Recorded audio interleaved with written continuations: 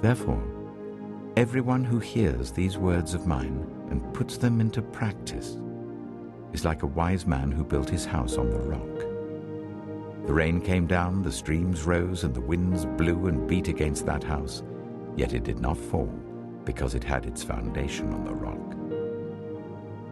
But everyone who hears these words of mine and does not put them into practice is like a foolish man who built his house on sand. The rain came down, the streams rose, and the wind blew and beat against that house, and it fell with a great crash. When Jesus had finished saying these things, the crowds were amazed at his teaching, because he taught as one who had authority, not as their teachers of the law. When Jesus came down from the mountainside, large crowds followed him.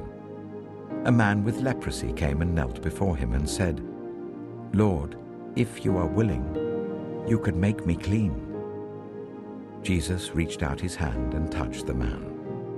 "I am willing," he said. "Be clean."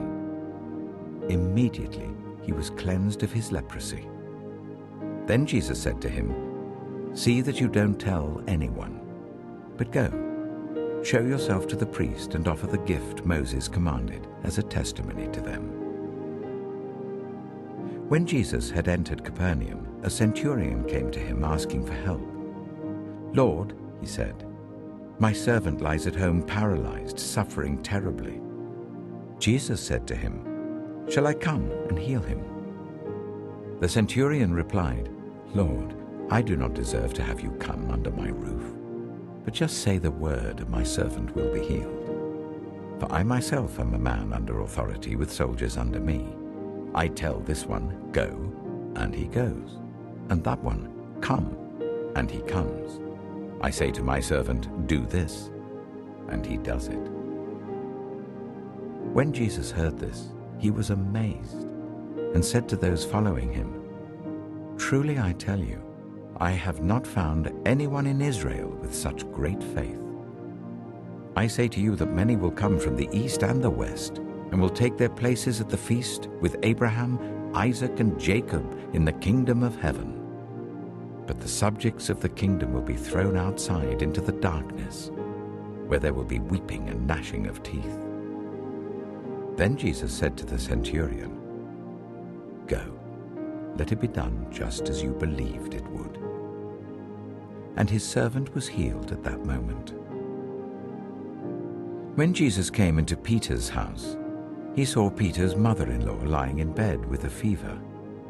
He touched her hand, and the fever left her, and she got up and began to wait on him. When evening came, many who were demon-possessed were brought to him, and he drove out the spirits with a word and healed all who were ill. This was to fulfill what was spoken through the prophet Isaiah. He took up our infirmities and bore our diseases. When Jesus saw the crowd around him, he gave orders to cross to the other side of the lake. Then a teacher of the law came to him and said, "Teacher, I will follow you wherever you go."